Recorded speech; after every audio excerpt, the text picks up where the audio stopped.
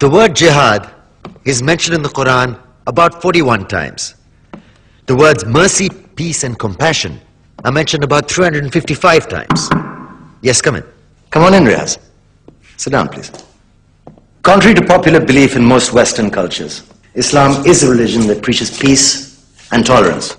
Yes, Patricia. If Islam truly is a religion that preaches peace, then how come the world's most troubled spots, the West Bank, Afghanistan, Pakistan, Iraq, they're all plagued with Islamic terrorism? Well, that depends on your definition of terrorism. Some might argue that the U.S. invasions of countries like Iraq and Afghanistan are also acts of terrorism. Those were acts of war to get rid of despotic regimes. Or means of getting at a country's oil. Conspiracy theories. Well, may I?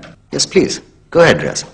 Mr. Khan is right. I mean, if we're talking about terrorists, the world's biggest terrorists are the white superpowers. Come on now. No, really. Stop and think about it. Explain 9/11. Okay. Do you know how many people died in the Twin Towers strike? Around 3,000. And do you have any idea how many people died in the bombing of Afghanistan? Take a wild guess. More than 15,000 people died. And that's just conservative figures. About 50,000 tons of explosives were dropped on innocent civilians. Men, women, children. Yeah, but that was because of the Taliban. Now that you brought it up, did you know that the Taliban was a creation of the CIA? To fight the Russians. Whatever. They were still harboring terrorists. Yeah, right. Terrorists that were never found. Just like the weapons of mass destruction that were never found in Iraq. Do you want to get into the death toll in Iraq? 500,000 civilians and counting. And what do Britain and America say when they don't find these weapons? It's simple. They just say sorry.